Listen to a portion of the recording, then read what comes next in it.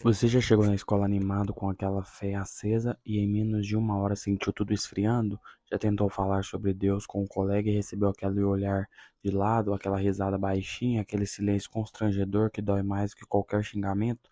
Se você passou por isso, saiba que você não está sozinho.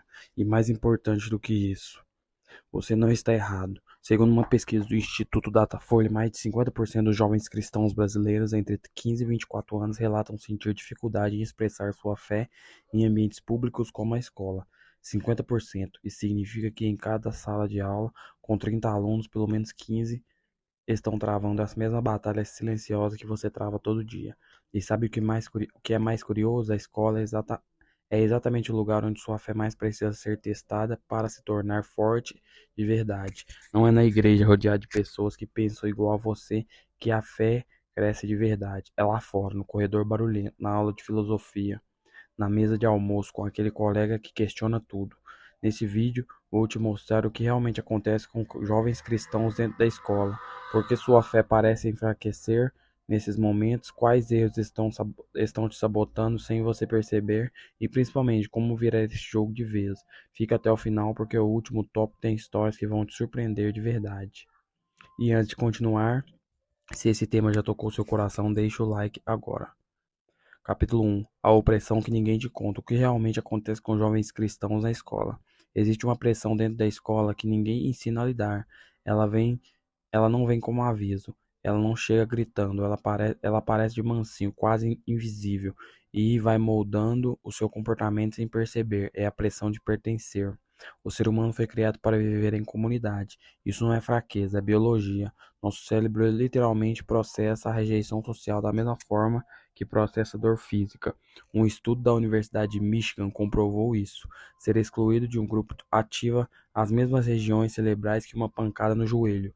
Ou seja, quando você sente aquele frio no estômago antes de falar que é cristão na frente de seus colegas, seu cérebro está tratando aquilo como uma ameaça real.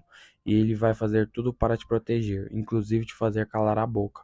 E é aí começa o problema, porque a maioria dos jovens cristãos não enfrentam uma perseguição declarada na escola. Ninguém vai te amarrar numa cadeira e te proibir de orar. O que acontece é muito mais sutil e por isso muito mais perigoso. É o comentário irônico do colega quando você recusa uma festa. É o professor que usa a aula para questionar a existência de Deus com um sorriso no canto de boca. É o grupo do WhatsApp da turma cheio de memes que zoam a fé. É o silêncio constrangedor quando alguém descobre que você não faz as mesmas coisas que os outros fazem. Essa pressão age como água num cano enferrujado. Devagar, sem barulho, ela vai corroendo. E o jovem cristão não está preparado para isso. Começa, começa a fazer pequenas concessões. Primeiro deixa de orar antes do almoço na escola, depois para de falar sobre Deus nas conversas, depois começa a rir das piadas que antes o incomodavam, e um dia ele olha para o espelho e não reconhece mais quem está do outro lado. Você já se pegou fazendo uma dessas concessões? Comenta aqui abaixo, pode ser honesto, esse espaço é seguro. O que poucos te falam é que a pressão não é sinal de que você é fraco, é sinal de que você está vivo, inserido no mundo real e de que a sua fé está sendo chamada a crescer. Todo cristão que você admira na história passou por isso, e a história entre os que sucumbiram e os que se tornaram referência não foi a intensidade da pressão, foi o que eles fizeram com ela. Capítulo 2. Por que sua fé parece enfraquecer dentro da sala? Você já reparou que na igreja você se sente invencível? O louvor toca, a palavra vem forte, você sai de lá com aquela certeza no peito de que nada vai te abalar. Aí chega segunda-feira, você entra na escola e parece que aquela fé ficou tudo lá de fora do portão. Por que isso acontece? A resposta tem um nome: ambiente. O nosso cérebro é extremamente sensível ao contexto em que estamos inseridos. Existe um fenômeno chamado de memória dependente de estado. Estudo estudado pela neurociência há décadas, que mostra que nós nos comportamos, pensamos e até sentimos de forma diferente dependendo do ambiente ao nosso redor. Quando você está na igreja, tudo ao redor reforça sua fé. As músicas, as pessoas, a linguagem e os símbolos. Quando você está na escola, o ambiente manda sinais completamente opostos. Isso não significa que a sua fé é falsa. Significa que ela ainda não foi totalmente internalizada a ponto de depender do ambiente externo. e isso é absolutamente normal para quem está em processo de crescimento espiritual. A questão é que muitos jovens interpretam essa sensação como um sinal de que estão perdendo a fé. Entram em culpa, se afastam ainda mais de Deus e criam um ciclo que vai se aprofundando sozinho. Tem outro fator que poucos consideram: a escola é um ambiente de constante questionamento intelectual. E isso é bom, mas quando um jovem cristão não tem resposta para as perguntas que surgem sobre evolução, sobre sofrimento, sobre outras religiões, sobre ciência, ele começa a sentir que a sua fé é frágil demais para resistir ao debate. E aí vem a vergonha. E com a vergonha vem o silêncio. O problema não é a pergunta difícil, o problema é nunca ter sido preparado para respondê-la. A maioria dos jovens cristãos é ensinada o que crer, mas pouquíssimos são ensinados por que crer. Existe uma diferença enorme entre essas duas coisas. Quem sabe apenas o que acredita treme diante da primeira objeção. Quem sabe por que acredita enfrenta a objeção com calma e até com curiosidade. E tem ainda um terceiro elemento que age silenciosamente: o cansaço. A escola consome energia física e emocional, provas, relacionamentos, pressão por desempenho, redes sociais. Quando um jovem chega exausto, a sua capacidade de resistir à pressão social cai drasticamente. É provado pela psicologia que a força de vontade e a tomada de decisão moral se deterioram com o cansaço. Não é coincidência que as maiores concessões acontecem nas sextas-feiras à tarde, quando a semana já pesou demais. Então você sente sua fé mais fraca na escola do que na igreja. Não se condene. Entenda o mecanismo, porque quando você entende por que algo acontece, você ganha poder para mudar. E é exatamente isso que vamos continuar. O erro que a maioria dos jovens cristãos comete ao tentar esconder a fé. Existe um erro silencioso que destrói mais jovens cristãos do que qualquer perseguição declarada. E é pior de e o pior de tudo é que ela começa com a intenção boa, começa com a tentativa de ser aceito, de não criar confusão, de não parecer chato ou fanático. Começa quando o jovem decide conscientemente ou não esconder quem ele é para se encaixar melhor no grupo. E aqui vem a parte que vai te surpreender. Esconder a fé não te protege, ela te destrói por dentro. A psicologia tem um conceito chamado dissonância cognitiva. Em linguagem simples, é aquele desconforto interno que você sente quando suas ações não combinam com seus valores. Quando você ri de uma piada que ofende tudo aquilo que você acredita. Quando você concorda com algo que vai contra a sua consciência, só para não criar atrito. Seu cérebro registra esse conflito e ele cobra. Cobra em forma de ansiedade, sensação de vazio, de uma culpa que você não consegue nem explicar direito de onde vem. Muitos jovens cristãos chegam ao consultório de psicólogos ou até abandonam a fé completamente, não por causa de perguntas difíceis que a escola levanta, mas por causa de peso acumulado de viver uma vida dupla, uma pessoa na igreja e outra na escola, e manter essa divisão é exaustivo. É como tentar segurar dois mundos separados com as próprias mãos. Em algum momento um dos dois cai. Mas tem um segundo erro que anda junto com esse, e ele é igualmente perigoso. O jovem que esconde a fé por tanto tempo começa a acreditar que ela não serve para o mundo real, que Deus é coisa de domingo, que a Bíblia funciona dentro do templo, mas não na sala de aula. E quando essa crença se instala, a fé deixa de ser uma âncora e vira apenas um hábito cultural, algo que você faz porque foi criado assim, não porque transformou sua vida. Agora, esconder a fé é diferente de ser sábio na forma de expressá-la. Existe uma diferença enorme entre ser discreto e ser covarde.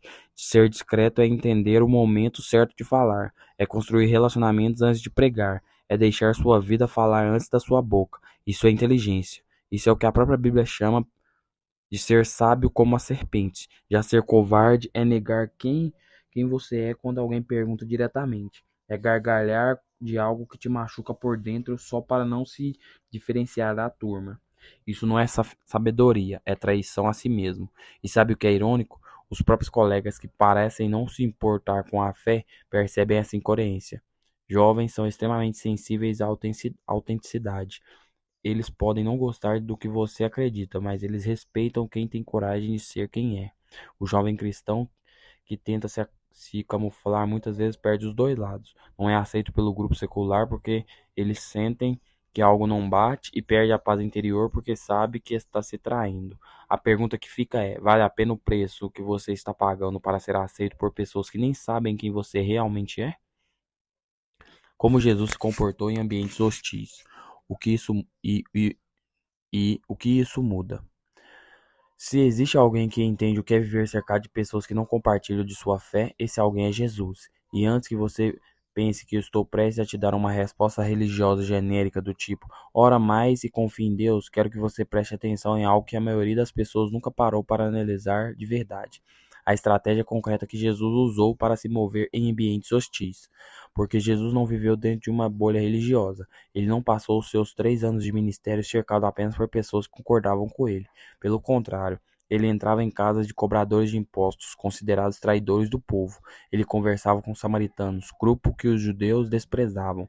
Ele frequentava festas, debatia com filósofos e religiosos que queriam destruir a sua credibilidade e andava entre pessoas que a sociedade religiosa da época havia descartado completamente. Jesus era, em todos os sentidos, um homem que navegava em ambientes hostis com uma habilidade impressionante. E o que ele fazia nesses ambientes? 3 coisas que você pode aplicar ainda essa semana na escola. A primeira é que nunca perdeu sua identidade para ganhar aceitação. Ele estava na festa, mas não era controlado pela festa. Ele conversava com todos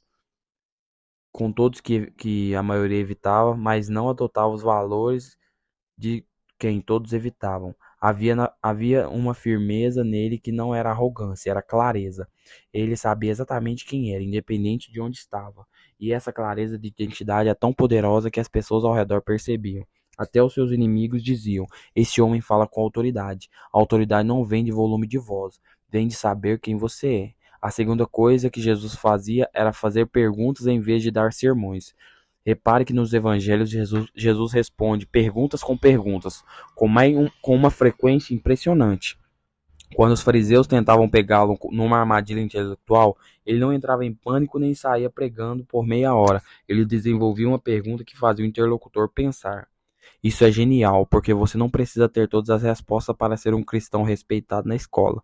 Você precisa ter as perguntas certas. Quando um colega diz, a ciência provou que Deus não existe, em vez de travar ou discutir nervosamente, você pode simplesmente perguntar: que experimento científico mediria a existência ou a ausência de Deus? Essa pergunta sozinha já muda toda a dinâmica da conversa. A terceira coisa, e talvez a mais poderosa, é que Jesus construía relacionamentos antes de construir argumentos. Ele comia com as pessoas, ele ouvia as pessoas, ele se importava genuinamente com a vida das pessoas antes de falar qualquer coisa sobre fé. E quando ele finalmente falava, as pessoas ouviam. Não porque ele tinha o melhor argumento, mas porque eles já sabia que eles não porque, mas porque elas já sabiam que ele se importava com elas de verdade. Na escola, isso se traduz de forma simples. Seja o colega que ajude, que ouve, que está presente. Sua vida precisa ser o primeiro capítulo do seu testemunho. As palavras vêm depois. Jesus foi rejeitado, questionado, ridicularizado e perseguido, e em nenhum momento ele mudou quem era para agradar quem o cercava. Mas também em nenhum momento ele foi grosseiro, arrogante ou usou a fé como escudo para isolar o mundo. Ele era simultaneamente o homem mais firme e mais acessível que qualquer pessoa ao redor já havia encontrado. Estratégias reais para viver a fé na escola sem ser ridicularizado. Chegou a hora de sair da teoria e colocar os pés no chão. Tudo o que conversamos até aqui foi importante para entender o problema pela raiz, mas agora eu quero te dar ferramentas concretas, coisas que você pode começar a aplicar já na próxima segunda-feira, que vão transformar a forma como você vive sua fé dentro da escola. A primeira estratégia é construir sua reputação antes de construir seu testemunho. Soa estranho? Deixa eu te explicar. Existe uma lei não escrita dentro de qualquer grupo social. As pessoas só ouvem quem elas respeitam. E respeito na escola não vem de quem prega mais alto. Vem de quem é consistente, confiável e genuíno no dia a dia. Seja o aluno que não cola na prova, mesmo quando todo mundo está colando. Seja um colega que não espalha fofoca quando o grupo inteiro está fofocando. Seja a pessoa que defende quem está sendo humilhado, mesmo quando isso tem um custo social. Essas atitudes falam sobre sua fé com uma força que nenhum versículo citado em voz alta consegue igualar. E quando as pessoas perceberem esse padrão em você, elas vão perguntar, e aí você fala. A segunda estratégia é aprender a diferença entre defender a fé e impor a fé. Defender a Defender é responder quando te perguntam. É sustentar o que você acredita quando alguém questiona diretamente. É não abrir mão de seus valores quando pressionado. Impor é usar toda conversa como oportunidade de evangelizar. É transformar cada debate em duelo religioso. É fazer as pessoas sentirem que estão sendo julgadas só por estar dentro de você, estar perto de você. O jovem que impõe a fé afasta as pessoas. O jovem que vive a fé atrai. A diferença está em saber quando falar e quando simplesmente ser.